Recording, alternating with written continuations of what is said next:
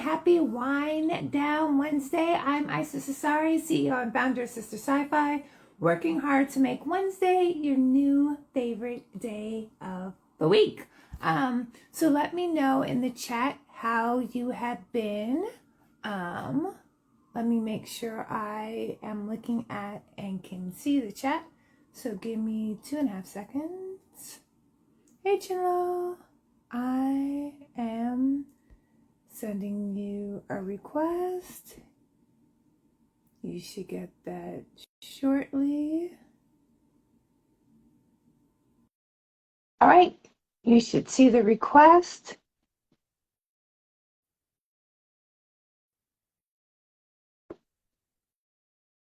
Yay! Hello. Hi. Hi. Lucia is joining us shortly. I know they're around because they were chatting with me earlier. So, yeah. How are you?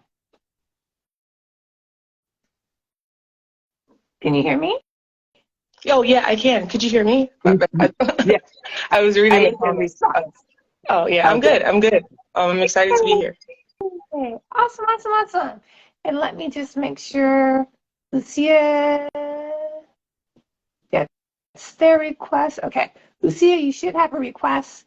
Just to be clear, sometimes you need to be on the Instagram app on your cell phone. Otherwise, you won't be able to join. Okay, let's see what folks are saying in the comments. Hey, Osiris. Busy. I hear you're going to jump off, but you can always catch the replay. And thank you for acknowledging our presence. Yay.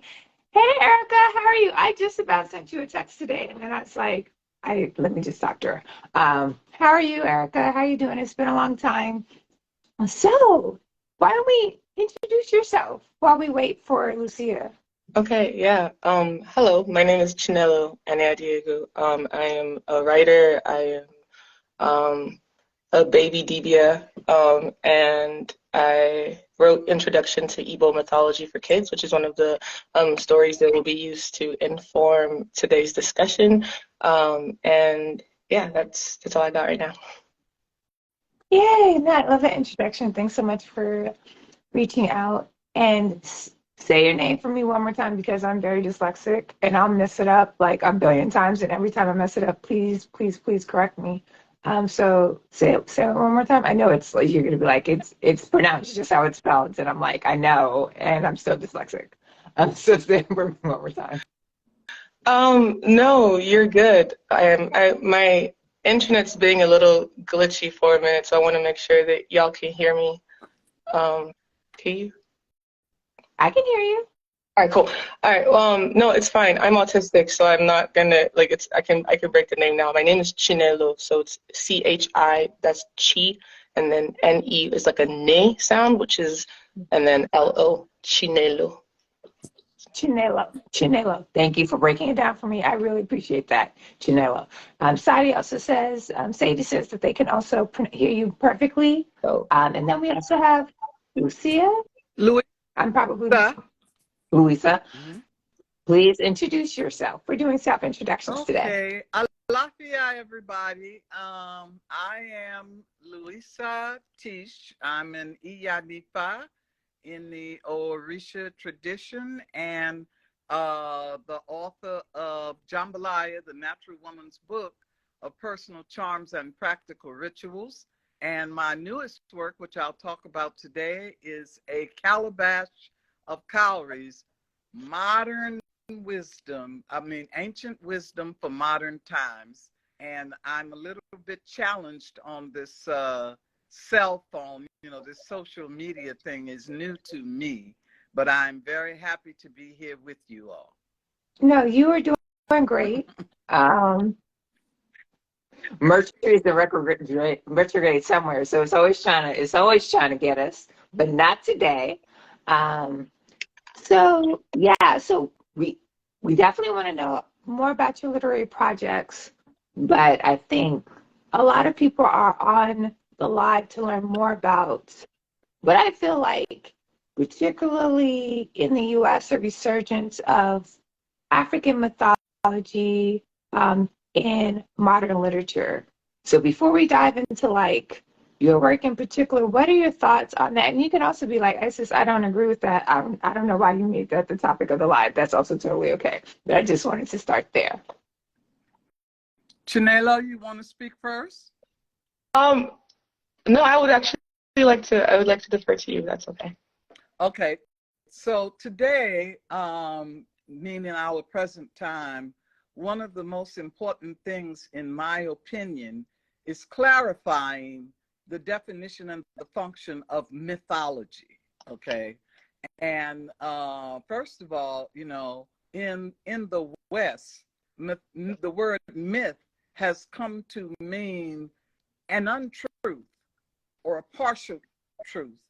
And so people use it that way and think that that's what we're talking about when we say African mythology, okay? Mythology has also been used to sort of undermine, degrade other people's stories, you know, like it's some cute little something that we should not pay attention to. But if we go with the original and indigenous definition of mythology with a capital M, then we are talking about the stories that have been formulated from the collective observations and the repeated stories of generations. And these stories define and guide culture, okay? Now, there may be people who say, oh, Teish, that's not true. But if you look at Western civilization, they continue to romanticize the Greeks and the Roman mythology. They have completely bastardized the Egyptian mythology and tried to downplay and degrade African-based mythology. But the thing about mythology is that it speaks to universal principles, okay? And so what has happened to our mythology is over the years, the quote unquote authorities on it have been those who have apologized, you know, about our material. And we ain't doing that no more, you know. The truth of the matter is that now we have an industry, the film industry, that is coming to understand how rich African mythology is. So we got Black Panther, we got Wakanda. That film answered the question that I had all my life as a child. What would our lives be like if we had not been invaded by Europeans? What would we have created? Okay. And Wakanda begins to answer that question. We also have a situation where now there are other writers from other cultures like Neil Gaiman, you know, who is taking a look at our mythology and recognizing the richness that is in it, and that the truth of it is timeless and applicable to everybody, everywhere, at all times. So we are going to be seeing more of our archetypes, more of our characters in modern literature. I'm here for all of that. Yeah. Chinelo, I'll turn it over to you, right? Because there are a lot of things like the definition of mythology, the placement and response to African mythology in general, and then also representations of African mythology in modern media and modern literature. So there's a lot of things to respond to, and you can respond to one and all of those, but I'll turn it over to you and get your thoughts. Yeah, definitely. Before I got on the live, I was just kind of meditating on the question, you know, of African mythology, and I think I ended up with the same question myself. Is like, it's the same question I asked myself when I was writing my book, which is, what is mythology? And I think, similarly to what Elder had said, the thing that comes to my mind is the quote that, you know, about Toni Morrison, when she's talking about truth, and she's talking about truth being institutionalized fact or something like that, or like fact backed by whoever is in power at the time. And I think that there is an underlying, like Elder had said, falseness to mythology in the way that people contextualize mythology as like a separate reality.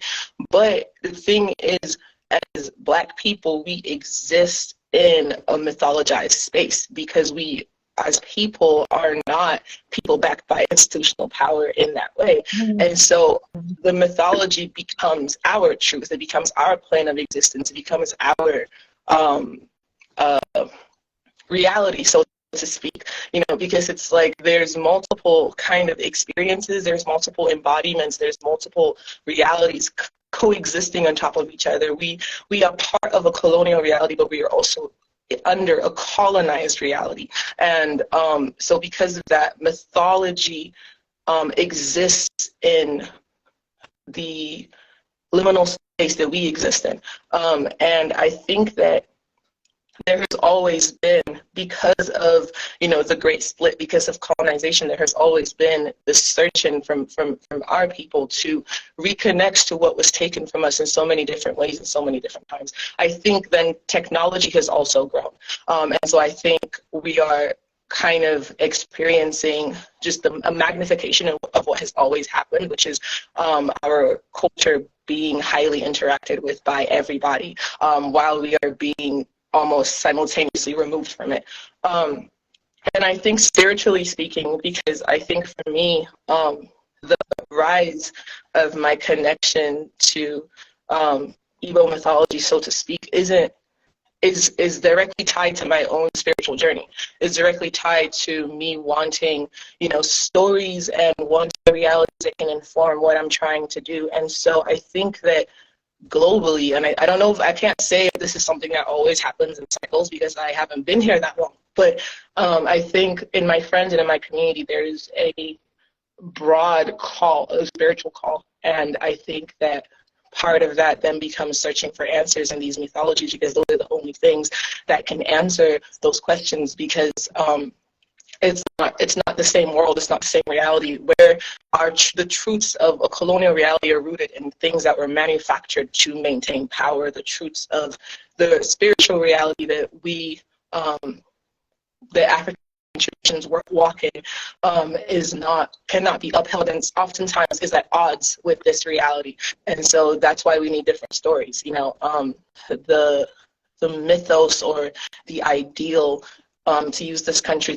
the ideal American myth is something that isn't life-giving for me, and so I have to find a different thing, and that's where those mythologies come in. I was kind of a little over the place there, but I hope that made sense. No. That made 100% sense. So thank you so much for that. Thank you so much for that response. I have some follow-up questions, but I also want to say, for those watching on Instagram in cyberspace, please feel free to drop your questions in the chat. Y'all know I love it when there's as much engagement and interaction as possible.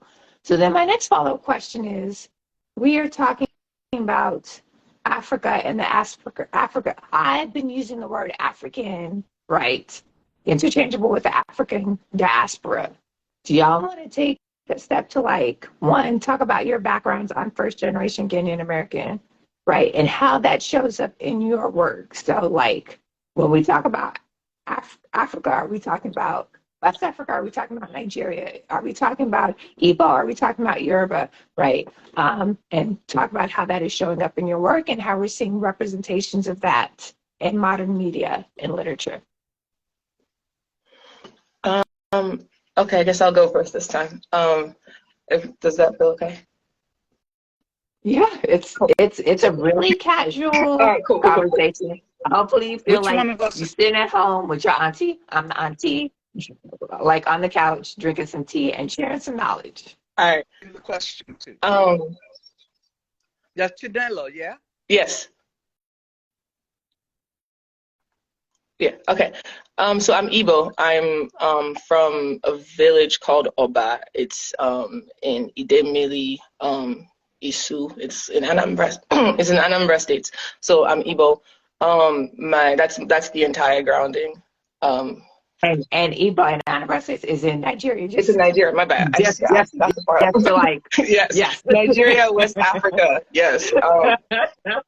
Honestly, the thing is, the space that I write some isn't necessarily Nigerian, and I think that's kind of an important distinction because Nigeria itself is a construct. I left Nigeria when I was like 13 years old, so I don't think that I have even like I think I can have speak to kind of like a Nigerian American experience, but I'm not writing from a Nigerian center. But I am Igbo. No matter where I go, I will always be a child of Ani. No matter where that is my center, and so I write from there. I write from the perspective of missing home a lot. I write from the perspective of connection. I think that stories and the similarities in stories throughout the Black diaspora is something that saved my life, is something that reminded me that I was here and present and real in a world that was actively trying to vanish me. And it's still doing that. So I think in my writing, I'm always seeking to make those same connections because I think that globally, as Black people, we're trying to survive. We're trying to survive, but not just our bodies, but our culture, our spirits, our families, our truths, our own realities. And so I'm trying to draw, I think, a similar connection is trying to walk in the path of the people ahead of me who were able to give me stories that allowed me to survive. And so I have to write from my own center, which is the Igbo Center. So yeah. Thank you for that. Thank you so much for that grounding and also that differentiation between your Igbo identity versus a Nigerian or Nigerian American identity. That was really, it's very different from my identity. I'm also first generation, but I think of myself as Guinean. And then like in certain situations, and I'm like, I'm Ewe, but it's just a different interaction with my ethnicities, with my identity, with my ethnicities. So yeah. We'll turn it over to you. A lot. You asking me about identity now? Yes, please. Okay. So 2 parts: your personal identity, then also like I started off the question very broad, like African mythology, right? But Africa and the African diaspora is also like large. So when you think about how that culture shows up in your work, is there a particular region or cultural reference that is dominant? Okay. Well, I was blessed to come out of the culture of New Orleans, okay? And the culture of New Orleans is a combination of West and Central African, North and South and Caribbean Indian, and Mediterranean European, okay? And, growing up in New Orleans, there was what they called, right, which was a combination of all of that. In my own family, I grew up with parents who, and in a neighborhood where things were done that were not done by the people on television, that caused me to begin to question, why is it that my mother and her friends knew how to make rain? Why is it that they were able to interpret dreams a certain way, and in action, I used to ask them, why do y'all do that? And they say, because that's what the old folks say. And then I'd go ask the old folks, and they say, because that's what the old folks say. And as I kept looking for the old folks, the old folks are in Africa. The old folks are the Native Americans. The old folks are the Mediterranean gypsies. And so that combination of cultures, and I have had my DNA tracked, that combination of cultures informed my intelligence, right? My native. And when I was in college and was being forced to read basically literature that was bullshit, it was clear to me that what I had learned and what I live is of value to more than myself, and I some of us who were being being miseducated into thinking that somebody else's, mainly the Greeks and the Romans, was somehow superior to our story. And I'm not having it, is working to show that the universal truths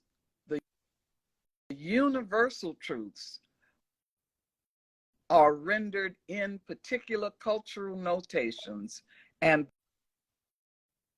that the cultures of the African diaspora contain those truths. Those truths are real and alive today. And that's why I write, to make that clear. I appreciate that so deeply. And I also appreciate that reference to like the cultural, mixed salad that is New Orleans. So for people who joined last week, we discussed Black Candlewoman, which is also like partially set in New Orleans. So I love that reference. So my next question is, how, as a writer, do you think about your inherited culture?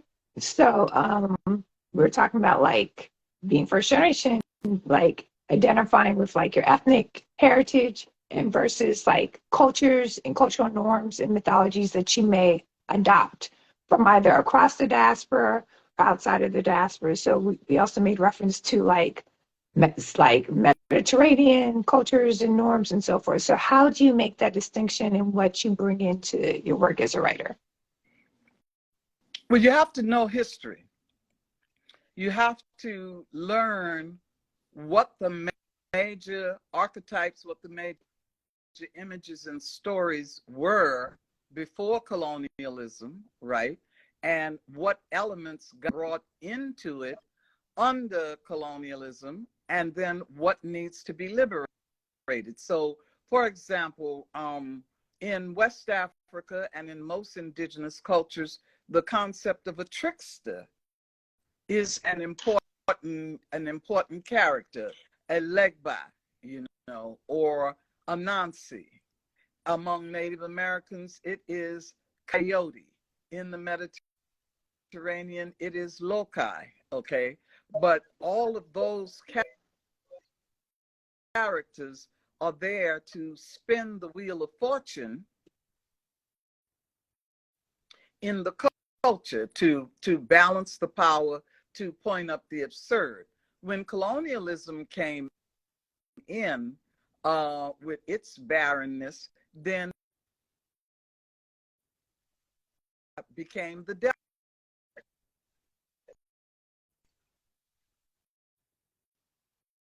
We don't have no devil. We don't have no devil. The dude sitting on the stool with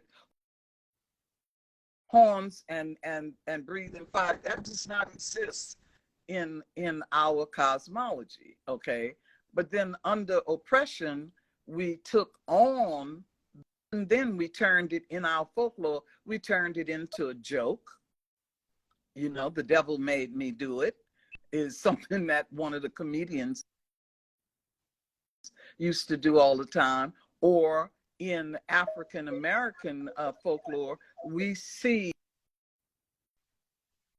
the trickster on the plantation, High John the Conqueror, who tricks the master. And so our original mythology is in our consciousness. It can never be destroyed. It can be pushed down, always re-emerge as a functioning energy in the life of the people, of looking for of that which is universal, that is seen through our particular lens, We don't have a devil. We have something called Ajogun that work against human beings, but the big dude breathing fire, he don't exist in our world. I love that insight. So, Chinelo, as you put together the stories for the introduction to Igbo. I just want to make sure Igbo mythology for kids, and you got that the stories like the wrestler whose back never touched the ground. Were you also looking for the universals, or were you also looking like for very clear representations of Igbo culture to bring into this children's book? I think it was both. So something that happened to me a lot, and maybe this was because maybe I was a very sheltered kid or something, I don't know. But when I moved to the United States, um, I kept being taken aback by how similar certain things were to things I grew up with, you know. So I moved to Texas. That's where I grew up for the most part, and I'm like seeing like red rice of different forms. You know, I'm seeing different like forms of zobo, hibiscus, sorrel. I'm seeing all, and I'm like, what is going on? I mean, you know, I'm just seeing echoes, reflections. I'm seeing how we reflect each other, you know.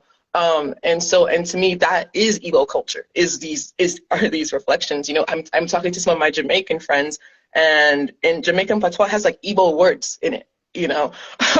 um, I'm Wait, give us some examples. You can't just say something like, I want to be able to like I impress my I can't Jamaican remember friends. off the top of my head because I was reading it, but I think it's like some like buying. Oh man, if I does anyone have? Because I was gonna look it up on my phone, but my phone is right here.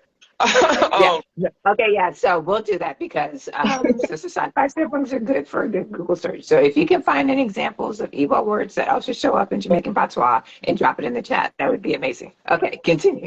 dope. But I went through this period, particularly when I was a teenager. I think most of my teenage experience in America was just seeing how similar things are. And then for me, for Igbo people specifically in Brazil, and there's temples to Amadioha, who is the god of thunder. There is temples to Amadioha in Brazil. Like that just, it just makes me so happy. And so it's like, for me, you know, Igbo people are all over the world. Igbo people are living in as Igbo people, even under different names all over the world. And so I was looking at that, and which makes me think, let me talk about mermaids.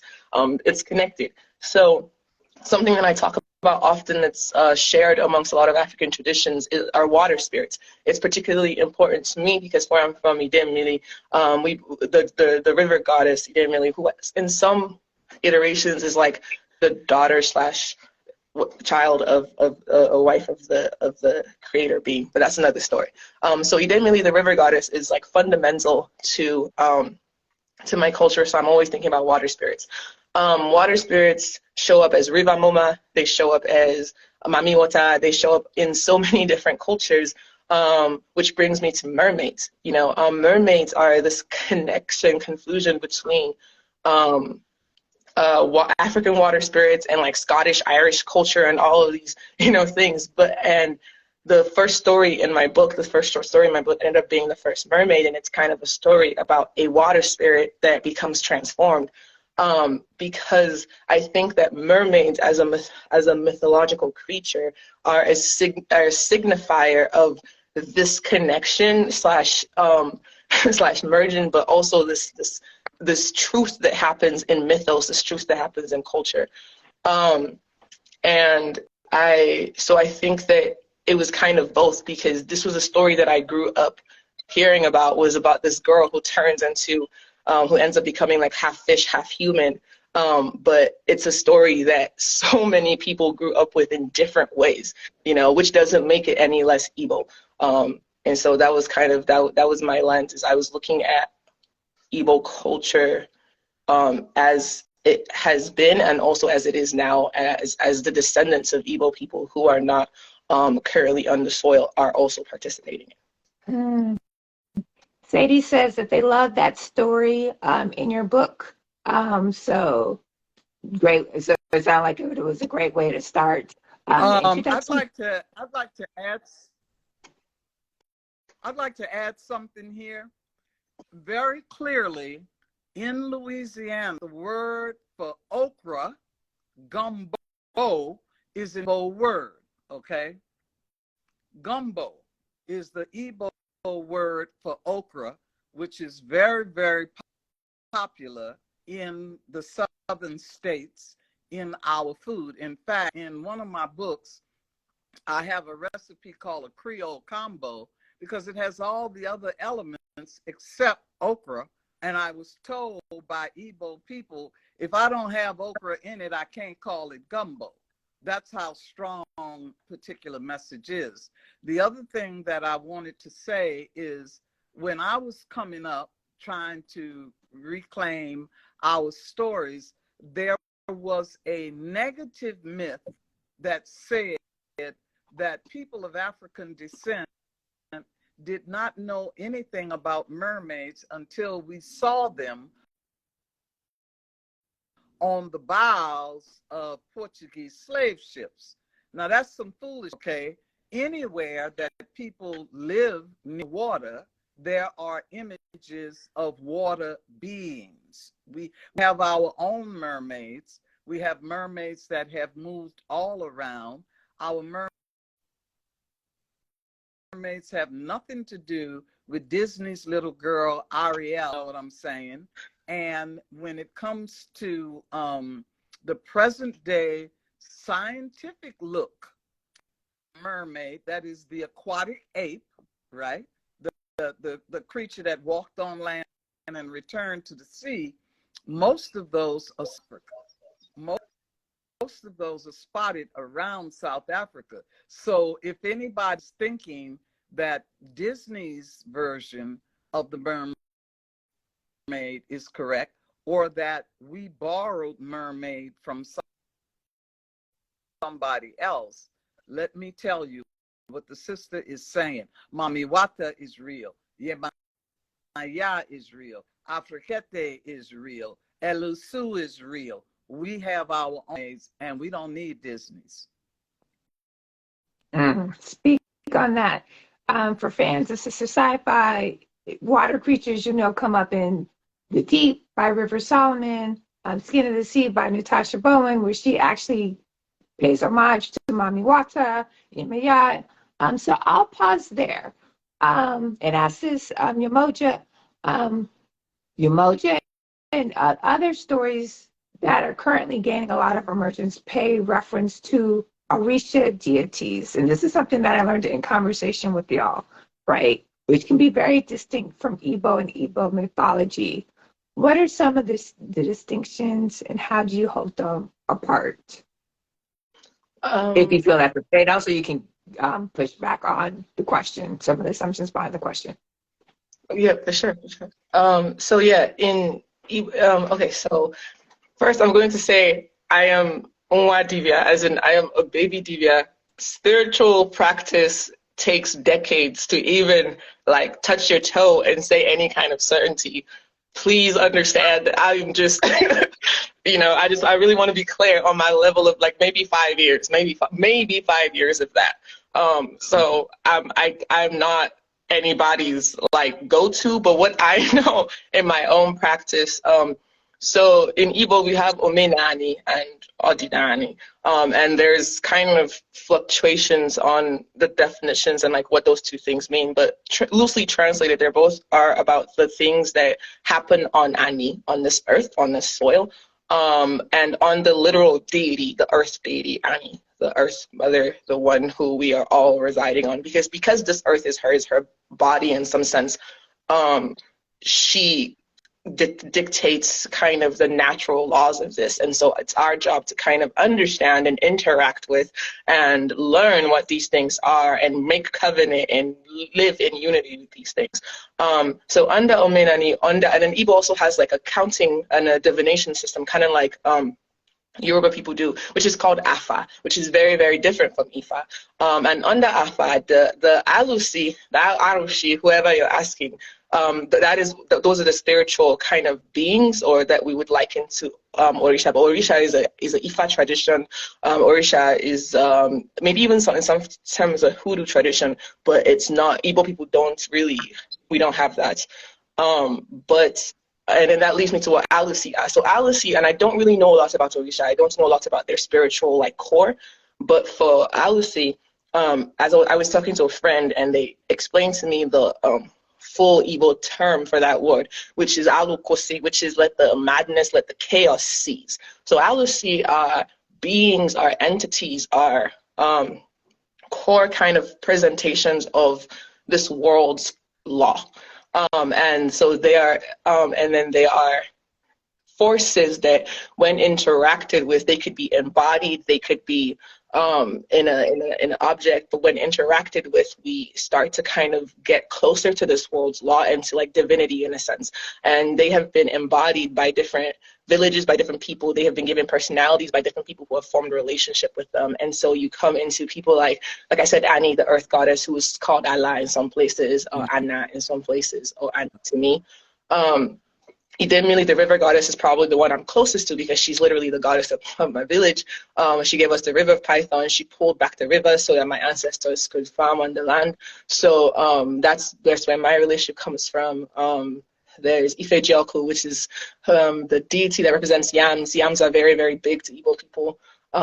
There's Igwe, which is in the sky. Different variations of him, Amadioha. Kamalu, there's Chukunna Chukwokike, who's the creator force. But so yeah, they're all kind of like different beings that I kind of talk about a bit in my book. But yeah, Orisha don't really exist in the Igbo divination frame. Like they do, but like they exist, but like they're not they're not ours. Yeah, no. Thank you so much for that insight and that conceptualization and breaking that down. I learned a lot, and I was like, damn, I need to read more. Sorry, I can curse. I need to read more books. So now let's do a break for PSA, because I know everybody's thinking, I want to read these books too. So if we can show your books, Chinelo, if you can also, I don't have an art of your book. I'm sorry. Because I forgot to ask for one, and that's my bad. So let's hold up the books. I'm gonna go. Let's tell everybody where you can get them. So you can get these at your local library. If they're not at your local library, request them so they can be at your local library. You can get them at Bookshop. You can get them at your independent bookstore. I currently don't carry the books, but you can get them at Bookshop, any independent bookstore. You can get them at mass market booksellers, which, I mean, we got to get our books someplace, and I'm not going to hate, but I will throw a little bit of shade. Are there any particular bookstores that either of y'all want to call out in terms of supporting your book and where y'all want people to go? If you're in Texas, Kindred Stories in Houston, obviously Sistah Scifi. Well, if you're in Oklahoma, I was at Marcus Books today. So you can go to Marcus Books. You can say hi to Blanche. You can pick up a copy of a calabash of curries. And then if you're in Texas, it's Kindred. Yeah, Kindred Stories. Kindred Stories. Yeah. In Houston. I grew up in Houston. When I was in Houston, there was I think Black Madonna bookstore, but maybe that was a long time ago. So they may be something else right now. Chinelo, can you put your book closer to the camera? Perfect. Mm-hmm. Yes. Mm-hmm. So if you're in Texas, Kindred Stories got you, but you can get it all over the internet. Thank you. Okay, so that was the PSA. If you're loving this information and you're like, I'm going to go deeper, I want to become a nerd about this stuff, I want to be able to have conversations, these are the books on these topics. And I'll also pause there. Are there any, as y'all were doing research for your books, what references did y'all dig into? I mean, I know we talked to your ancestors and your ancestors' ancestors, and then went back to the source. But what other resources, libraries, books, texts did you? Oh yeah. I was like so confused for a second. I was like, what's going on? It's like the screen is doubling. But no, yeah, I love it. I was like, yay! She's like, this is the book I refer to. Yay! I love it. Oh man, sorry, I'm gonna cry. Yeah, I can answer that question. I called my mom a lot. I literally was like, so that's my first basis. Well, what are the stories that I was told as a child? Because I think that I wasn't trying, I think I was really scared. I don't really know what like my publishers are saying. I don't know if I'm supposed to say this, but I was really scared to present a book as like, this is Igbo culture. Because like, it's not. You know, like it's my version. It's like my lens in Igbo culture. It's my experiences. It's a window. It's a gateway. But like even the dialect of Igbo that's spoken in my village is not the same as the dialect of Igbo that's spoken everywhere. And one's like language dictates so much, you know, of what a culture is. Me and my mom even got into arguments on like what we thought these deities were and what we thought like who was what, you know. So my very, very first basis were what are the stories that I have been told. And then I looked into theory a lot. I looked into story, like theories on, I think maybe because that's my kind of focus for college, but I looked into like constructions of meaning in a colonial lens, and I wanted to make really sure that I wasn't falling into some very common traps of that. And I something I referenced a lot was Walter Benjamin's on the no, wrong person. Walter Benjamin's art in the age of mechanical reproduction.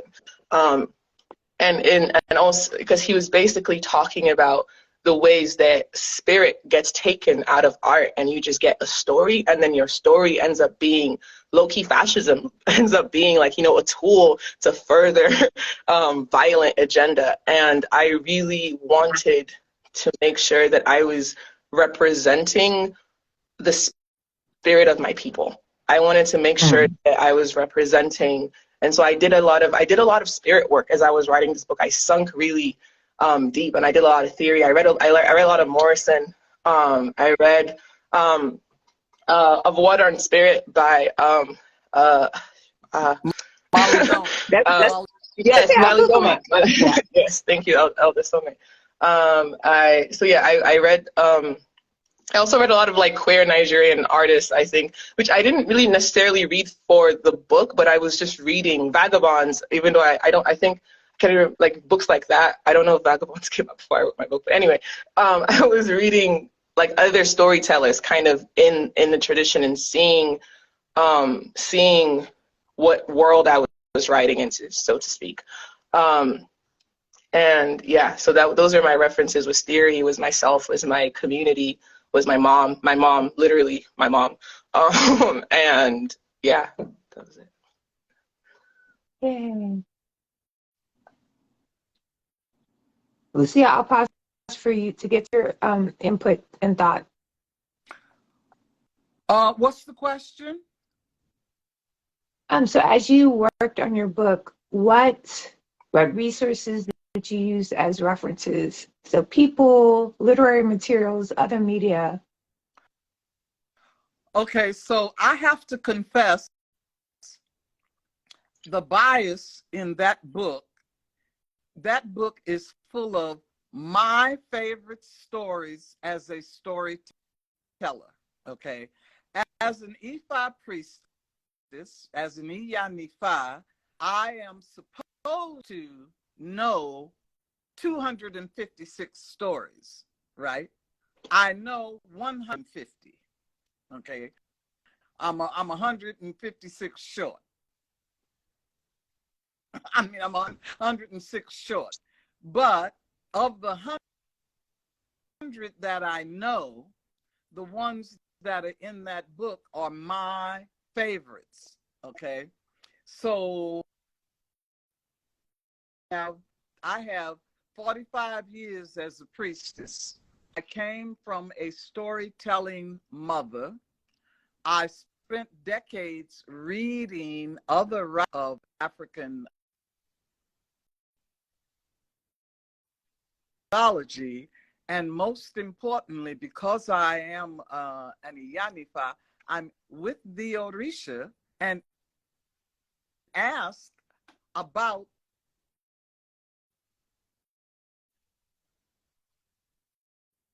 of various stories. Now, what you add to that is doing ritual in nature to ask directly for inspiration. So, you know, in this book, there is a story, there's several stories about mermaids. There's Olokun's Challenge, there's the Mermaid's Lover. Those two are special. But what is revelatory here is that first reading our material, there was a story that said Ogun raped Yemaya, and that's how it got dispersed. I had a lot of problems with that because people were using it to justify rape.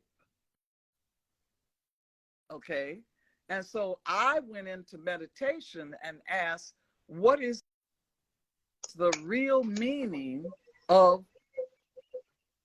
this story? If we have a story where all the in one place and that water breaks into rivers, lakes, and streams, we're talking about the ocean yielding her water in other places. So I asked Yemaya, what are you trying to tell me? I would ask Oshun, what do you tell me? I would go to the waterfalls and ask, what are you trying to tell me? And that, along with earth science, I came to the conclusion that that story is really telling us about those places where masses of land penetrated the water, rose up, and gave us islands. It is not a justification for rape, okay? And after considering that and meditating on that and sitting in front of my altars, talking to Yemaya, then I created a different version of the story based on an original version of it called The Day Her Belly Burst. The day Yemaya's belly burst of the earth was dispersed everywhere. And in order to heal the effect of it having used as rape, I made the women of the earth, the daughters of Yemaya, the central figures in the story. We must take the colonial lens off of our material. We must take a look at nature, what nature is telling us. We must look for more than one version story, because the British and the French and the Portuguese have gone in. It would be like if somebody came and did an of your life where they just chose certain episodes to popularize of your life they just lied about. That's what happened to our mythology. And it is incumbent upon us, no matter how much you know, how little you know, no matter how young you are or how old you are, if are telling you that this is your work, do it. Don't apologize to nobody. Dig into it. Tell the ancestors. Today, I need you to repeat that last sentence. Like, okay. Yeah. When you know, some of us are born to do certain work. You don't get validation from the educational system, none at all, right? You have the job of throwing the chains of colonialism off of our world, okay? When the ancestors tell you to do something, you don't apologize to nobody. You do your homework, you bring forth what they are telling you to do, and do it well, be proud of it. And I guarantee you, even if you feel alone in the beginning, it may take years, but the very fact that you are pronouncing it, that you are putting it out there, the vibrations will go out, and those who are your kindred, who are to work with you, will come to you. I can guarantee it, baby. I can guarantee it. And I want to thank you for your book, Igbo Mythology, because, you know, maybe people think this is a children's book. I'm getting educated. Because I only know a few Igbo goddesses, right? I only know that Octavia used Anyanwu for her wild seed.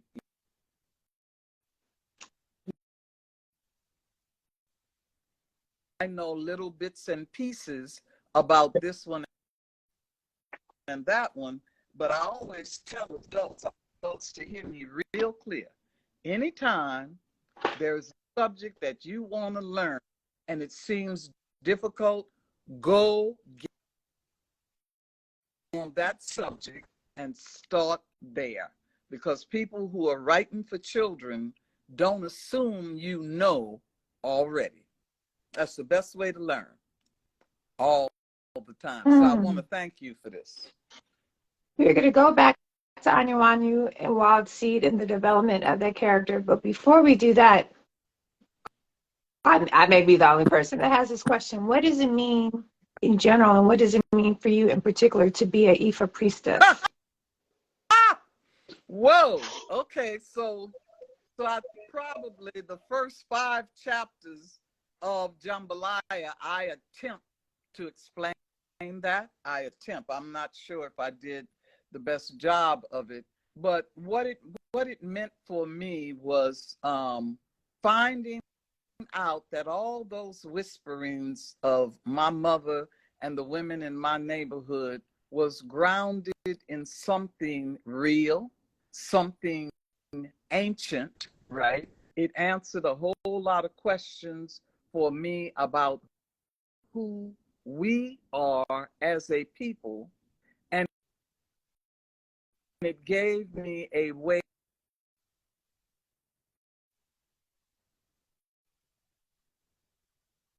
to bring back ancestral inheritance.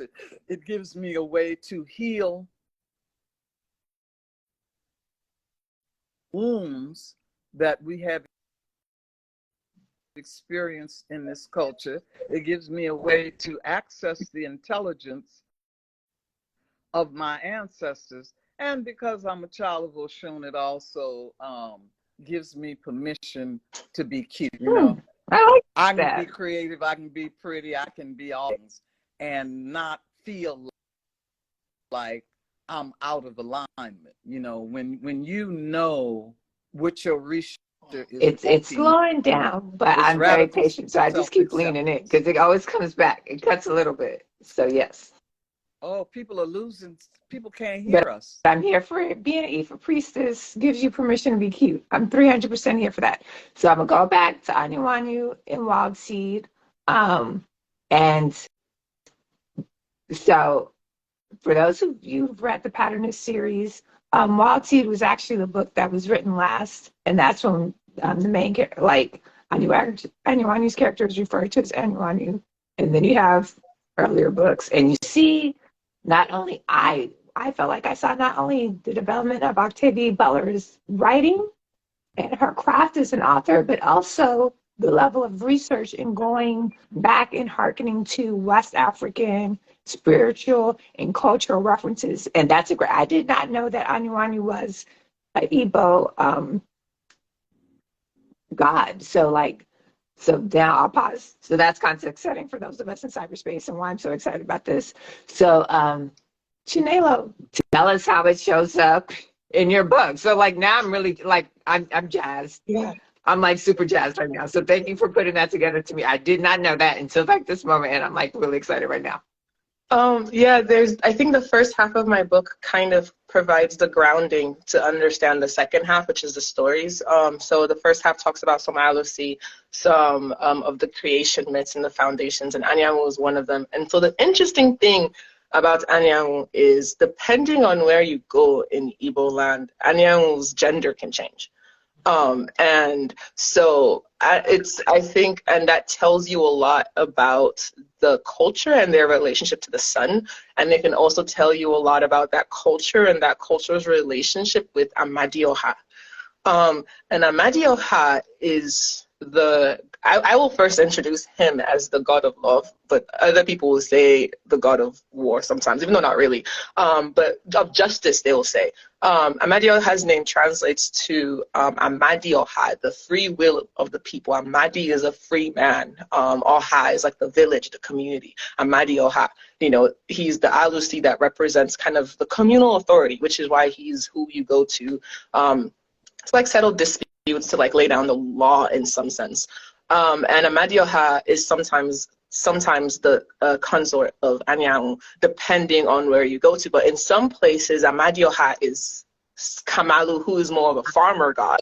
And for those people, sometimes Anyanwu isn't a woman in that. Sometimes Anyanwu is a man. And so Amadioha and Anyanwu then have a different relationship. Sometimes they even are combative. So it kind of, I don't go too much into all of that, but I do talk about Anyanwu and the deities. And Anyanwu shows up in my stories because people refer to Anyanwu a lot. One of my, I guess, would I call him a teacher? Yeah, I'll go with that. One of my spiritual teachers was telling me about, because we were talking about prayers, and they were telling me about how my day ends actually when the sun is down, not at 12 p.m.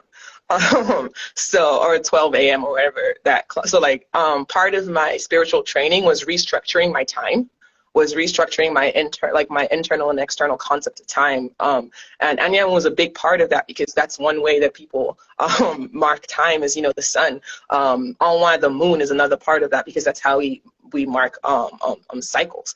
And so I think that I talk a bit in my book about like Igbo timekeeping and the ways that we relate to that, because I think that's kind of an important aspect of our culture. There are, in Igbo culture, there are 4 days that are also called 4 market days, Eke, Oye, Afo, and Nkwo. And on these days were given to us by spirits. And each day signifies something, signifies a different aspect of Igbo culture, but that's a whole nother conversation. But they're also related to Anyanwu, because it's all calendars. And so you see the ways that these spirits are also us. These spirits are also our own internal communal rules. So yeah, that's kind of how that shows up. Yeah, we could have these conversations for days, and that's really exciting. But unfortunately, our time is up. So for folks out there in cyberspace, so if you're reading Black speculative fiction, if you're reading Octavia E. Butler, you want to get these books to get deeper cultural and historical and spiritual context of the fantasies and sci-fi stories that you're already reading and loving, so then you can further impress your book club friends. Thank you so much for your craft. As a reader, I'm so deeply appreciative. And thank you so much for your time and your wisdom today. Like, I'm so excited. I'm so grateful. So thank you so much. Thank you for having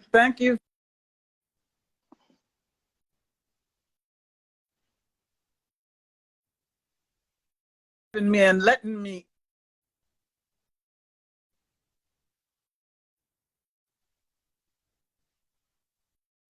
into this little machine in my hand. But after a while, You'll get used to it. Yes, thank you so much for having us. Thank you, Elder, so much for your wisdom. Thank you for Sistah Scifi. Thank you to you, Isis. Just thank you. This was amazing. Thank you. Yeah, thank you. All right, everyone, have a great night, and I'll see you next week. Odabo.